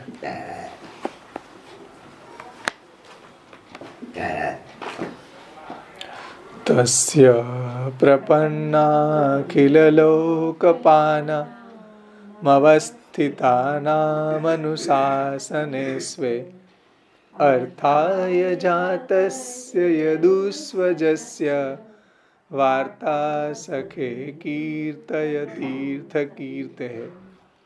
હે મિત્ર, પોતાની આજ્ઞામાં રહેલ શરણે આવેલાઓના અને સર્વલોકનું પાલન કરનારાઓના કાર્ય માટે યાદોમાં જન્મ લેનાર જન્મરહિત તીર્થરૂપ કીર્તિવાળા તે ભગવાનની વાર્તા કહો। એટલે ઉદ્ધવજી વિદુરજીને કહે છે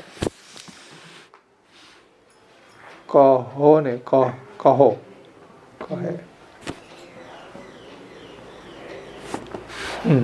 हे मित्र, शरणागत और इंद्रादि सर्वलोकपाल जिनकी आज्ञा का पालन करते हैं, એટલે ઇન્દ્રાદિ સર્વલોકપાલ એટલે બધા મોટા મોટા દેવતાઓ અને શરણે આવેલા બધા ભક્તો જેની આજ્ઞાનું પાલન કરે છે એવા ભગવાન, उनके कार्य पूर्ण करने के लिए यादों में जन्म लेने वाले तथा अजन्मा तीर्थरूप कीर्ति वाले भगवान का चरित्र वर्णन कीजिए। જે યદુકુલની અંદર પ્રગટા છે બધા ભક્તોનું રક્ષણ કરવા માટે, એના કાર્યને પૂર્ણ કરવા માટે, એવા ભગવાનના કીર્તિરૂપી ચરિત્રો મને સંભળાવો। શ્રી મહાપ્રભુજી એના સુબોધનીજીમાં કહે છે सब इंद्रादि लोकपाल भगवान के शरण में आए हुए हैं। सही नहीं पर शरण में, सब इंद्रादि लोकपाल भगवान के शरण में आए हुए हैं। प्रपन्ना, इंद्रादि लोकपाल भगवान के शरण में आए हुए हैं, अतः उनके आज्ञानुकारी है। એટલે બધા જ છે ભગવાનની આજ્ઞાનું પાલન કરે છે। वास्तविक जिसका जन्म नहीं है वे भगवान उनके कार्य करने के लिए यदुकुल में आविर्भूत हुए हैं। એટલે ભગવાન જે છે તો ભક્તોના કાર્ય કરવા માટે, દેવોનું કાર્ય કરવા માટે યદુકુલની અંદર પ્રગટા છે. જિનકે ચરિત્રો કો કહીએ, એવા ભગવાનના ચરિત્રો મને સંભળાવો, એવું અહીંયા વિદુરજી ઉદ્ધવજીને કહે છે. यह शंका हो कि तुमने तीर्थ यात्रा करने का संकल्प किया है, फिर अन्य वार्ता क्यों पूछते हो? કે તમે તો તીર્થયાત્રાએ નીકળ્યા, તીર્થયાત્રાનો સંકલ્પ કર્યો, તો પછી તમે આ ચરિત્રો કેમ પૂછો છો? કદાચ ઉદ્ધવજી એવું કહે તો जिसके उत्तर में कहते हैं कि तीर्थ कीर्ति भगवान છે, तीर्थ कीर्ति है, जिसकी कीर्ति तीर्थरूप है ऐसे भगवान है. તો જેની કીર્તિ જે છે એ જ ખુદ તીર્થરૂપ છે, પવિત્ર કરનારી છે, શ્રવણ કરવા યોગ્ય છે. જેમ તીર્થો પવિત્ર કરે એમ એની કીર્તિ ही પવિત્ર કરી દે. તો जिसकी कीर्ति भी तीर्थरूप है ऐसे भगवान है. એટલે એના ચરિત્રો મને સંભળાવો. हे मित्र, ऐसा संबोधन का अभिप्राय यह है कि मैं योग्य अथवा तो अयोग्य जो भी पूछूं वह बताना चाहिए. કારણ કે મિત્ર એટલે સંબોધન આપ્યું. ઉદ્ધવજીને હે મિત્ર એવું સંબોધનથી એમ સમજાવે છે કે હું જેવું भी પૂછું, યોગ્ય અયોગ્ય એ બધું મને કહેવું જોઈએ. इस प्रकार विदुर जी को भगवत चरित्र और भगवदियों का चरित्र सुनने की इच्छा हुई तो सत्संग प्राप्त हो गया. એટલે આ રીતે ભગવાનના લીલા ચરિત્રોનું જો શ્રવણ કરવાની ઈચ્છા થાય તો સત્સંગ મળે, પણ થાય જ નહીં કોઈ દી તો સત્સંગ જ ન મળે. ભગવાનના લીલા ચરિત્રનો જો ઈચ્છા થાય શ્રવણ કરવાની તો એની મેળે જ પ્રભુ ક્યાંકથી કૃપા કરી અને એવો સંગ મેળવી આપે, જેમ વિદુરજીને મળી ગયો. श्री महाप्रभु जी कहते हो कि इस प्रकार विदुर जी को भगवत चरित्र और भगवदियों का चरित्र सुनने की इच्छा हुई तो सत्संग प्राप्त हो गया. तीर्थ और देव स्वरूपों के दर्शन आदि से पुण्य समूह प्राप्त किया है. એટલે તીર્થયાત્રા કરવાથી એને એવી અંતઃકરણ શુદ્ધ થઈ ગયું, પુણ્ય પ્રાપ્ત થયું. तीर्थ और देव स्वरूपों के दर्शन आदि से पुण्य समूह प्राप्त हुआ है. અહીં દેવ સ્વરૂપ એટલે ભગવાનના જે તીર્થોની અંદર જે શંખ, આયુધો અને જે આપણે જોયું હતું ને આગળ તીર્થયાત્રા કરતા કરતા ભગવાનની જે લીલા સ્થલીઓમાં, એ ગોકુલમાં અને વૃંદાવનમાં બધી જગ્યાએ એ વિચરણ કર્યું ને એને.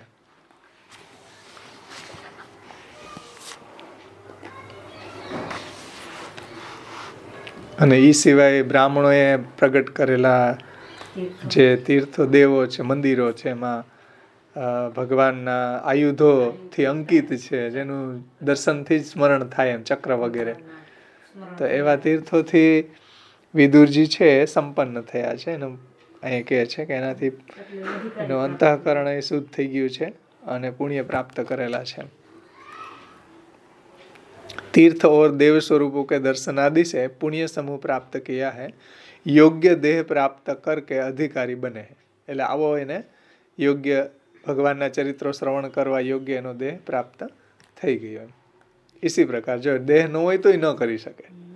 ભગવાનનું ચરિત્ર શ્રવણ કરવા યોગ્ય દેહ હોય તો એ શ્રવણ કરી શકે. નહીંતર શ્રવણ કરે કોને અત્યારે ભગવત ચરિત્ર સાંભળવાની ઈચ્છા થાય? બીજું ઘણું બધું સાંભળવાની ઈચ્છા થાય, પણ ભગવાનનું ચરિત્ર સાંભળવાની ઈચ્છા ન થાય.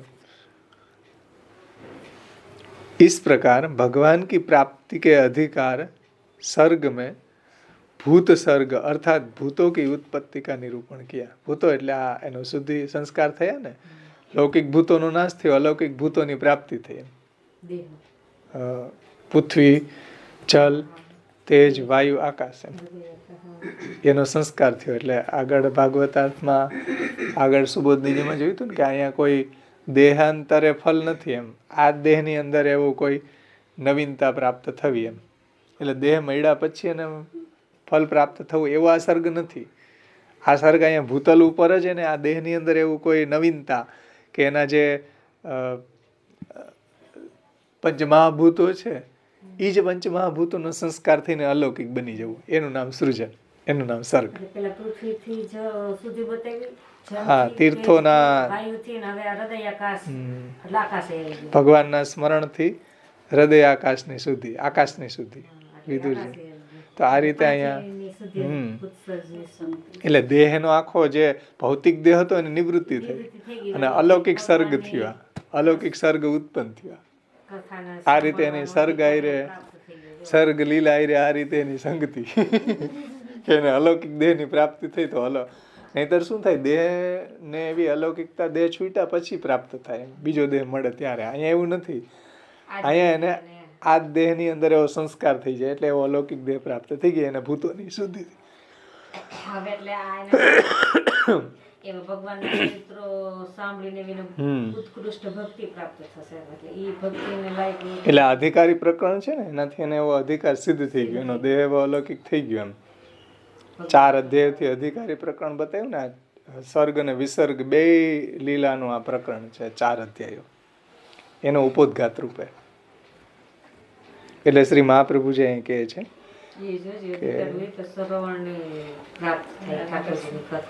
નહીતર એવો ન થાય. યોગ્ય દેહ પ્રાપ્ત કરકે. હવે આ યોગ્ય દેહ પ્રાપ્ત થવું એનું નામ સૃજન. આ સર્ગ લીલા આ અધ્યાયની સંગતિ કેમ બેસાડવી, મહાપ્રભુજી સમજાવે ને તો જ આ રહસ્ય સમજાય, બાકી શક્ય જ નથી. કે યોગ્ય દેહ પ્રાપ્ત કરકે અધિકારી બને. કારણ કે અધિકારીનું પ્રકરણ શ્રી મહાપ્રભુજી એટલે કીધું આ 4 अध्याय.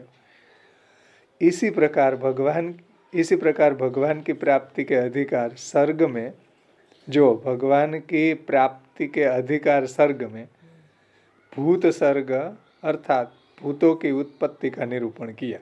હવે આ પંક્તિ જો આપણને આગળ ભાગવતાર્થને ન હોય તો આ લાગે જ નહીં કે આ શું ઉત્પન્ન કિયા. મહાપ્રભુજીની આ પંક્તિ બહુ ટેકનિકલ પંક્તિ कि इसी प्रकार भगवान की प्राप्ति के अधिकार सर्ग में आसृजन लीला में भूत सर्ग अर्थात भूतों की उत्पत्ति, એટલે એના અલૌકિક ભૂતોનો એટલે લૌકિક ભૂતો છે એ દૂર થઈને એના સંસ્કાર થઈ અને અલૌકિક પંચમહાભૂતોની પ્રાપ્તિનો દેહનો સંસ્કાર થવો એનું નામ સર્ગ. એની ઉત્પત્તિ કા નિરૂપણ કિયા. પહેલો અધ્યાય સંપન્ન થયો.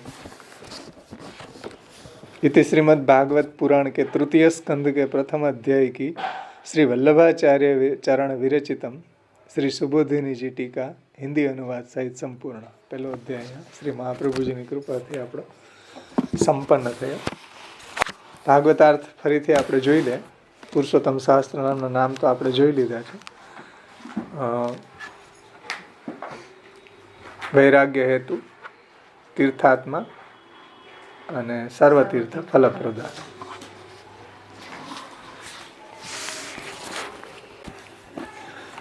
પ્રથમ અધ્યાયમાં શ્રી મહાપ્રભુજીએ ભાગવતાર્થ નિબંધમાં આ અધ્યાયનો અર્થ એ રીતે સમજાવ્યો. અધ્યાયનો અર્થ. અધ્યાયાર્થ. અધ્યાય પહેલો. વિદુરજીને ધૃતરાષ્ટ્રએ મંત્રણા કરવા બોલાવેલ. શ્લોક 10. ત્યાં ધૃતરાષ્ટ્રને તેનું અપમાન કર્યું. ધૃતરાષ્ટ્રએ તેનું અપમાન કર્યું. શ્લોક 14-15. અને તેથી વિદુરજીને વૈરાગ્ય થયો. જો પોતાની મેળે વૈરાગ્યવાળા વિદુરજી થયા હોત તો કોઈક સમયે પાછા પણ આવે. જો એને એ રીતે વૈરાગ્ય થયો હોત પોતાની મેળે અને એ ઘર છોડીને નીકળ્યા હોત તો ફરી પાછા આવત એમ. પણ અપમાનિત થઈને જ્યારે એને વૈરાગ્ય આવ્યો છે એને કારણે પાછા આવ્યા જ નથી એમ. જો પોતાની મેળે વૈરાગ્યવાળા થયા હોત તો કોઈક સમયે પાછો પણ આવે. તેથી પાછો આવે એમ ન હતું એમ જણાવવા માટે દુર્યોધને કરેલા અપમાનથી વૈરાગ્ય થયાનું જણાવેલું છે. વૈરાગ્યવાળો પણ જો બીજા કોઈ સ્થળે જઈને રહે તો એને ફરી સંસારમાં આસક્તિ થાય. વૈરાગ્યવાળો જો પાછો બીજા કોઈ એવા સ્થળો મારીએ તો ન્યાય પાછો સંસાર ઉત્પન્ન કરે. તેથી એણે પછી તીર્થો જ કર્યા એમ કહેલું છે. એટલે વૈરાગ્યવાળા જો એવી રીતના પાછો ક્યાંય બીજે રહે તો એને પાછી એમાં મમતા થાય એમ. કોઈ સ્થળમાં રહે તો એ જગ્યાએમાં પાછી મમતા થાય, પાછા શિષ્યો ઉત્પન્ન થાય કે આખું લપસિંદર લાગે એમ. એટલે વિચરણ કરવાથી એને કોઈ જગ્યામાં આસક્તિ થાય, કોઈ પણ પદાર્થોમાં આસક્તિ થાય. એકાકી નિસ્પૃહ શાંત પર્યટેત કૃષ્ણ તત્પર. શ્રી મહાપ્રભુજી જે રીતે નિબંધમાં સમજાવ્યું એ રીતે એને આખું તીર્થાટન કર્યું છે. વૈરાગ્યવાળા પણ જો બીજે કોઈ સ્થળે રહે તો એને ફરી સંસારમાં આસક્તિ થાય. તેથી એણે પછી તીર્થો જ કર્યા એવું કહેલું છે. તે તીર્થોમાં પણ જો દેવતા હોવાની બુદ્ધિ હોય તો જ તીર્થોનું સેવન લાભકારી થાય. કે ભાઈ તીર્થોમાં એ પ્રભુ બિરાજે છે એવી જો ભાવના હોય તો તીર્થો ફલરૂપ થાય. નહીંતર તીર્થો ફલરૂપ કેમ થાય? તીર્થોમાં જો તીર્થ બુદ્ધિ ન હોય કે ભગવત બુદ્ધિ ન હોય તો પછી એને તીર્થો લાભકારી ન થાય. બાકી તો યમુનાજીમાં ગંગાજીમાં કેટલાય માછલાઓ ત્યાં બાજુમાં ઓલા ચોબાઓ રે, એને આરામ કઈ ભગ છાંટો આવે તો મથુરાની નજીક જ રે, રોજ ગંગાજીમાં પડ્યા હોય તો એનામાં કાંઈ જ્ઞાન ન આવે કે કોઈ એને ઉદ્ધારની કોઈ સાધના એને ન કરી એમ. શા માટે? કારણ કે તીર્થની અંદર એને તીર્થ બુદ્ધિ ન હોય, ભૌતિક જલ બુદ્ધિ હોય તો એને એવું ફલ મળે.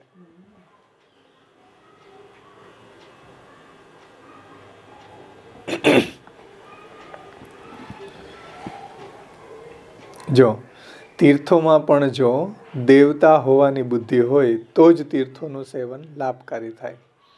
તેવી બુદ્ધિ પણ તીર્થોમાં વિદુરજીને હતી.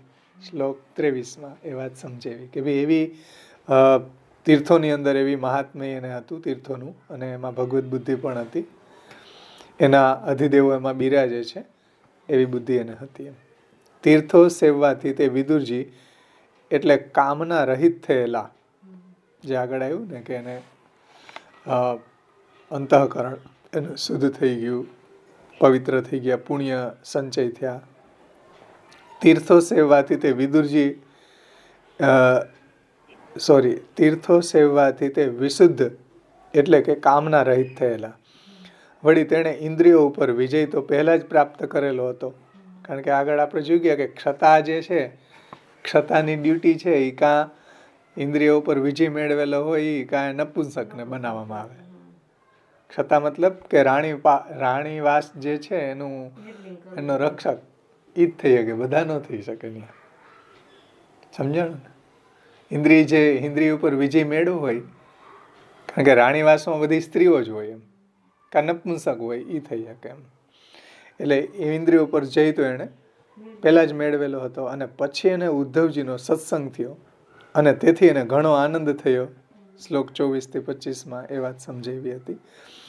તેને તો ઉદ્ધવજીના સત્સંગથી જ ઘણો આનંદ થયેલો. ઉદ્ધવને ભગવાન સંબંધી પ્રશ્ન કરાશે એવા વિચારથી આનંદ થયો. એવા વિચારથી આનંદ થયો ન હતો. પછી એણે ઉદ્ધવને 3 પ્રશ્નો કર્યા. એટલે ઉદ્ધવજીને સત્સંગથી જ ઘણો આનંદ થયો. કોઈ ભગવાન સંબંધી પ્રશ્ન કરાશે કે એવા વિચારથી આનંદ ન થયો, પણ એના ઉદ્ધવજી મળ્યા અને એના સત્સંગથી જ એને ઘણો આનંદ થયો.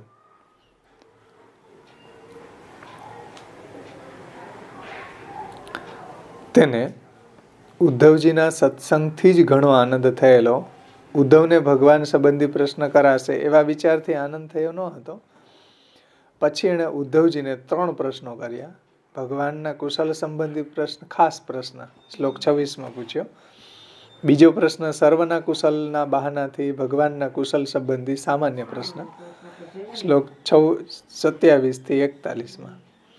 અને ત્રીજો પ્રશ્ન ભગવાનના ચરિત્ર સંબંધી પ્રશ્ન શ્લોક 45, જે લાસ્ટ આપણે જોયું ને હમણાં કે ભગવાનના ચરિત્ર મને સંભળાવો. આ પ્રશ્નના ઉત્તર ઉદ્ધવજીએ અનુક્રમે આપેલા નથી એમ.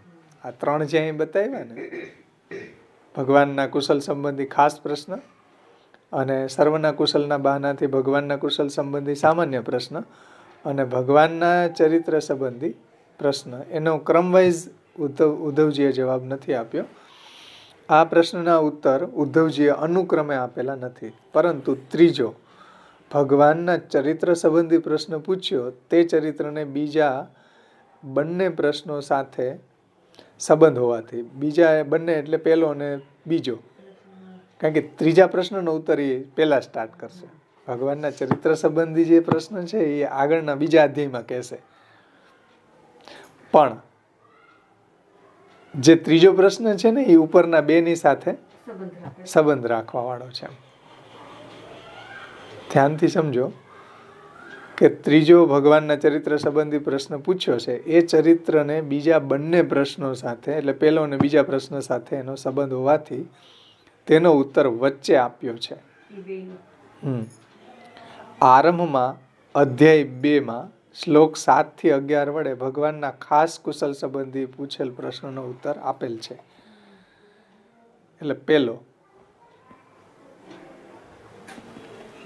સમજો, આ પ્રશ્નના ઉત્તર ઉદ્ધવજી અનુક્રમે નથી આપ્યા, પરંતુ ત્રીજો ભગવાનના ચરિત્ર સંબંધી પ્રશ્ન પૂછ્યો તે ચરિત્રને બીજા બંને પ્રશ્નો સાથે સંબંધ હોવાથી તેનો ઉત્તર વચ્ચે આપ્યો છે. એટલે ત્રીજો જે પ્રશ્ન છે ભગવાનના ચરિત્ર સંબંધી એનો વચ્ચે આપ્યો છે. અને આરંભમાં અધ્યાય 2ના 7-11 શ્લોક વડે ભગવાનના ખાસ કુશલ સંબંધી પૂછેલા પ્રશ્નનો ઉત્તર આપેલો છે. ખાસ કુશલ એટલે પહેલો, ભગવાનના ખાસ કુશલ સંબંધી પ્રશ્ન જે છે એનો એટલે પહેલો પ્રશ્ન, ખાસ કુશલ સંબંધી પૂછેલ પ્રશ્નનો ઉત્તર આપેલો છે 7-11માં. અને ત્યાર પછી ભગવાનનું બંને પ્રકારનું એટલે કે બંધ અને મોક્ષના ભેદવાળું ચરિત્ર કહેલું છે.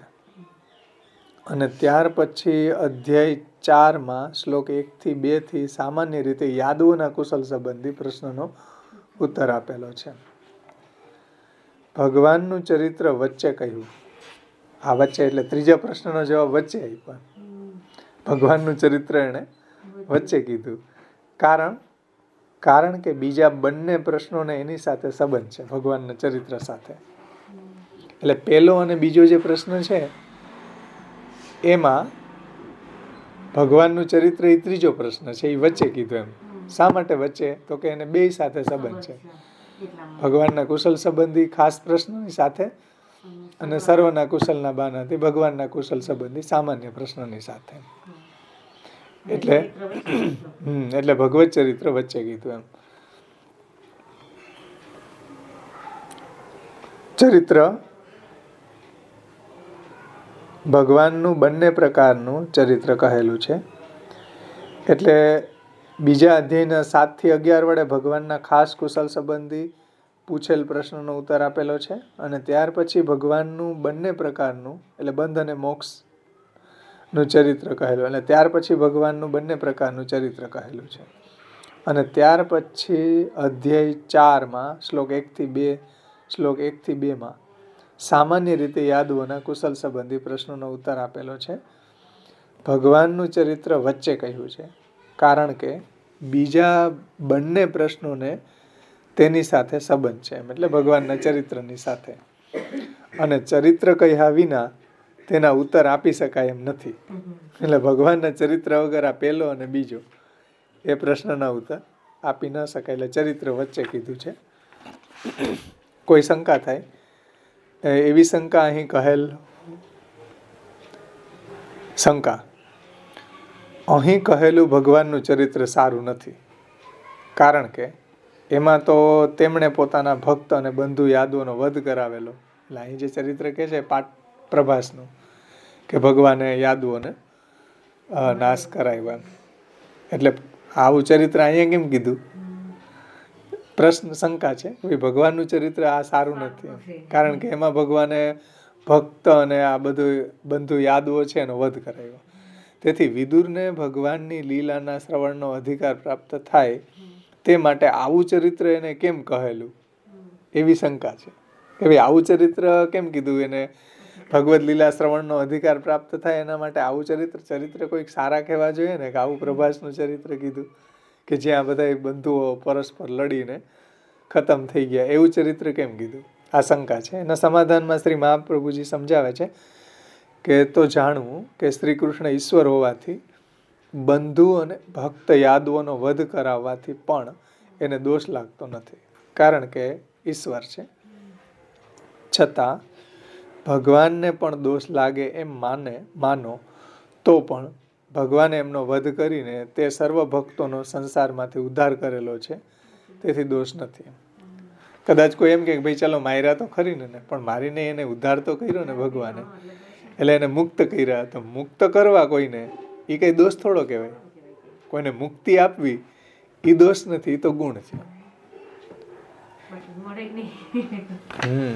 બાકી જે મોટા મોટા યોગીઓને દુર્લભ એવી મુક્તિ ક્યાંથી મળે?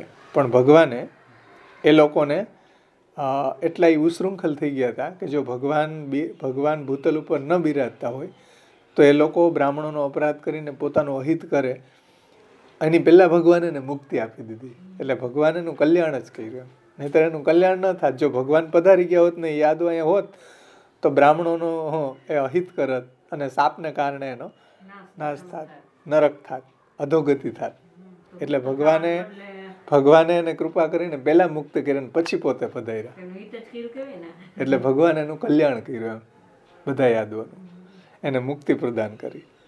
એટલે એ બધા એનું આખ્યાન એકાદશ સ્કંદમાં આવે.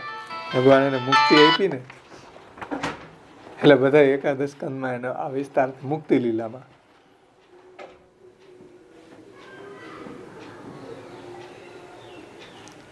તો જાણવું કે શ્રી કૃષ્ણ ઈશ્વર હોવાથી બંધુ અને ભક્ત યાદવોનો વધ કરવાથી પણ એને દોષ લાગતો નથી. કારણ કે સર્વસમર્થ છે, ઈશ્વર છે બધાના. છતાંય ભગવાનને પણ દોષ લાગે એવું કદાચ કોઈ માને તો પણ ભગવાને એમનો વધ કરાવીને એ સર્વને તે સર્વ ભક્તોનો સંસારમાંથી ઉદ્ધાર કરેલો. એટલે ભગવાનને એનો દોષ લાગતો નથી. પછી કોઈ એવી શંકા કરે કે ભાઈ વિદુરે ઘરમાંથી આસક્તિ કાઢી નાખી, શુદ્ધિ પ્રાપ્ત કરી, છતાં ભગવદી તો પરીક્ષિત અને તે બંને સરખા જ હતા. તેથી પરીક્ષિત કરતા વિદુરજી ઉત્તમ અધિકારી કેમ ગણાય? એવા પ્રશ્ન થાય તો એના જવાબમાં શ્રી મહાપ્રભુજી સમજાવે છે કે તો જાણવું કે વિદુરે પહેલા જ ભગવાનની સેવા ઘણી કરેલી. પરીક્ષિતજી કરતા એનો ઉત્તમ અધિકાર કેમ છે? શ્રી મહાપ્રભુજી સમજાવે છે કે પેલું, વિદુરજી કરતા વિદુરે પહેલા ભગવાનની સેવા ઘણી કરેલી. કારણ કે પાંડવોનું રક્ષણ કરવું, લાક્ષાગૃહમાંથી બચાવવા, બધી ભગવાનની આજ્ઞાથી જ એને આ બધું કર્યું હતું વિદુરજી. પાંડવોની ઘણી એને એટલે ભક્તોની સેવા કરી, ભગવાનની પણ સેવા કરી અને ભગવાન પણ એની જ ઘરે પધારતા. જો તો જાણવું કે વિદુરજીએ પહેલા જ ભગવાનની સેવા ઘણી કરેલી. વળી તેણે ભગવાનની આજ્ઞા પ્રમાણે વર્તી અને પાંડવોનું રક્ષણ કરેલું. ભગવાનની આજ્ઞા પ્રમાણે એને પાંડવોનું બધી રીતે રક્ષણ કર્યું છે. અને ત્રીજું, તેમનું મહાત્મ્ય પણ ઘણું શ્રવણ કરેલું. એટલે પ્રભુનું મહાત્મ્ય પણ વિદુરજીએ ઘણું શ્રવણ કરેલું છે. આ 3 ગુણો પરીક્ષિતમાં ન હતા. તેથી વિદુરજી પરીક્ષિતજી કરતાં પણ ઉત્તમ હતા. તેથી શ્રી કૃષ્ણમાં વિશ્વાસ જણાવનારી વિદુરજીની કથા અહીં કહેલી છે. એટલા માટે એને આ વિદુરજીની કથા અહીંયા પહેલાં કીધી એમ. કારણ કે વિદુરજી પરીક્ષિતજી કરતાં ઉત્તમ છે શ્રોતા અને પ્રભુમાં એનો દ્રઢ વિશ્વાસ છે. અને ભગવાનની સેવા કરેલી, ભક્તો પાંડવોની સેવા કરેલી અને ભગવાનનું મહાત્મ્ય શ્રવણ કરેલું. એને કારણે વિદુરજીની શ્રેષ્ઠતા છે. અને પ્રભુમાં પણ એવો દ્રઢ વિશ્વાસ હતો. એટલે વિદુરજીની કથા અહીંયા પહેલા કીધી છે. શ્રી કૃષ્ણમાં વિશ્વાસ રાખી એણે ભય વિના એટલે નિર્ભય થઈને તીર્થો કરવા વગેરે પ્રવૃત્તિ કરેલી. એટલે પ્રભુમાં જેવો દ્રઢ વિશ્વાસ હતો તો જ આવી નિર્ભયતા આવે ને. નિર્ભયો નિસ્પૃહ તથા એકાકી નિસ્પૃહ શાંત પર્યટેત કૃષ્ણ તત્પર. તો એવી નિર્ભયતા એને જે પ્રાપ્ત થઈ છે એ ભગવાનમાં એનો દ્રઢ વિશ્વાસ હોય તો જ આવી નિર્ભયતા આવે. અને તીર્થમાં એણે વિચરણ કર્યું અને એ પણ કૃષ્ણ એવા તાત્પર્યથી. તો આ રીતે અહીંયા પ્રથમ અધ્યાયનું ભાગવતાર્થને આપણે અવગાહન કર્યું. અધ્યાય વાંચીને પછી કરીએ ને તો આમ બહુ આનંદ આવે કે એનું શ્રી મહાપ્રભુજીનું કહેવાનું તાત્પર્ય આપણને સારી રીતે સમજાય. હવે તમારે કીર્તન ભક્તિ કરવાની છે, મારે શ્રવણ ભક્તિ કરવાની.